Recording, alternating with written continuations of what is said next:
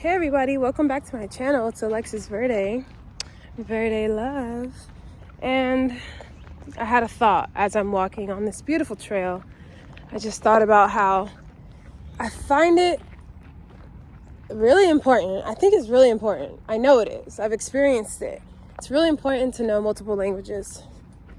I believe only being monolingual, it's not cutting it. It's not cutting it. That's like being able to cook. Sometimes not even that well. Sometimes you don't even know about different spices and stuff. But it's not even, it's like only being able to cook one specific type of cuisine, like only Jamaican food. Like, Jamaican food is either mid, maybe it's really good, but you only know how to cook Jamaican food. It's like, that's cool and everything, but like, what if somebody comes over and they're not from Jamaica? You're not going to be able to really feed them in a beautiful way and love on them in that way. Okay, before I start rambling, let me get back to some seriousness, because learning another language is really, really important, because you can basically just multiply the quantity of people with whom you can talk with on a day-to-day basis. When you travel, if there's anybody that speaks French, anybody that speaks Spanish, and guys, you'll find these people all over the place. There's people that speak Chinese all over the place. And like tends to attract like. Like the other day, I had an Uber driver. My Uber driver spoke Spanish. It's not common to have Spanish-speaking Uber drivers. So, especially in the area of Atlanta that I was in. So that was just something that I realized I attracted. And we practiced all the way home. He was Colombian. And I just want to challenge y'all that if you know a different language, or if you don't know a different language, but you're curious about one, like let's say you like K-pop. The only thing with that is, unless you plan on moving to Korea, you might not utilize a language like Korean as often. But there's certain languages that you can pretty much guarantee you'll run into people who speak those languages. And those are the ones that are probably you're thinking. Spanish, of course. Chinese. French, especially if you're traveling throughout Africa. You got French. And what else is really, maybe German. German might be up there. Basically, the languages that are the most common are the ones that would be, in my opinion, the wisest to learn, or at least quite literally the most useful to learn, thus the most fruitful,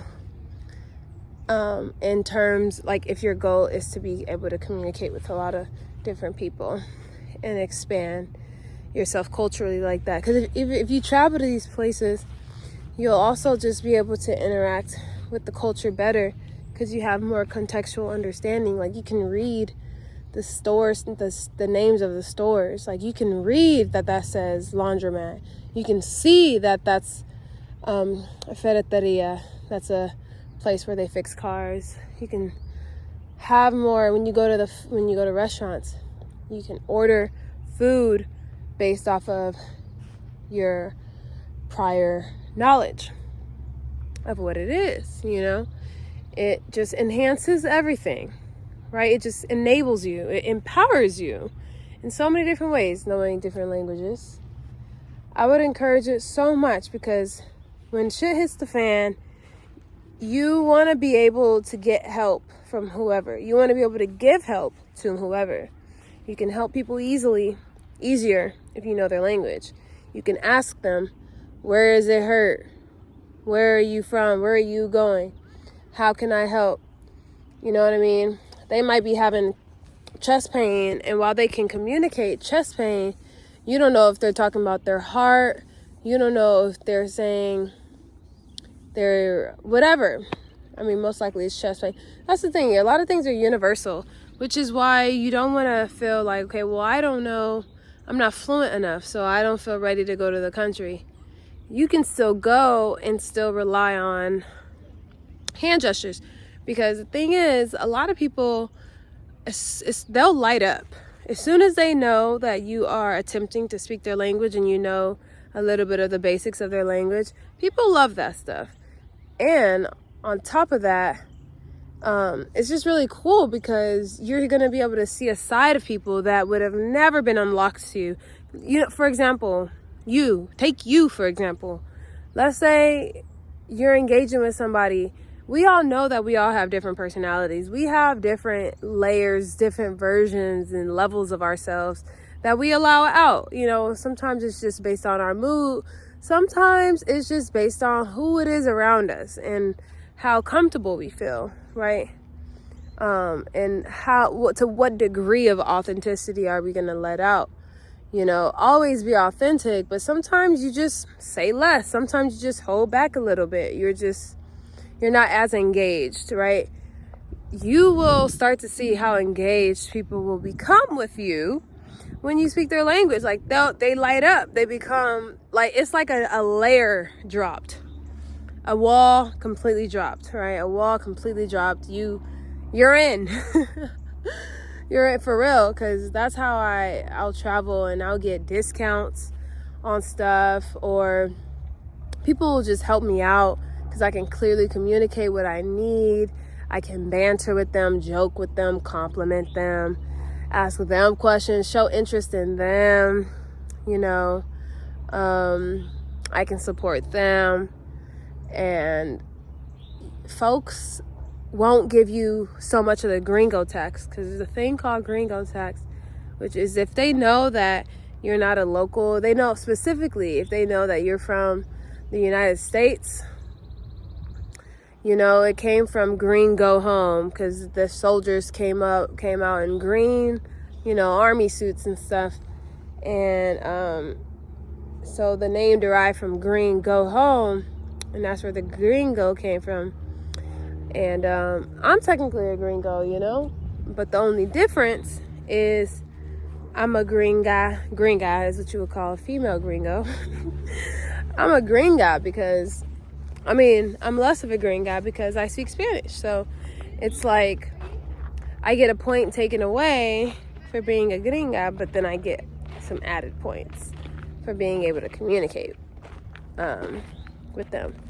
And it's just so satisfying when you are able to just banter and go back and forth with somebody in a language that is not your native tongue. Like, it really feels like a superpower. And I'm so grateful that I have put in so much work. Oh my gosh. Like, I still do it. Like, I still put in work. I still am sure to practice and whatnot.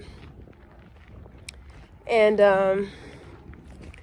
yeah, I just encourage everybody to learn a language, especially French. Oh, even Swahili. That's that language. I would like to learn Swahili for real. Yeah, because I was saying, like, you know, French. I was going to say French so that you can travel throughout Africa, but really Swahili, or whatever is like Yoruba or something, or some language that's just really common in Africa. I'll be wanting like a one-size-fits-all type of thing sometimes, but that's just me being lazy. But wow, these trees are gorgeous. Get that tree.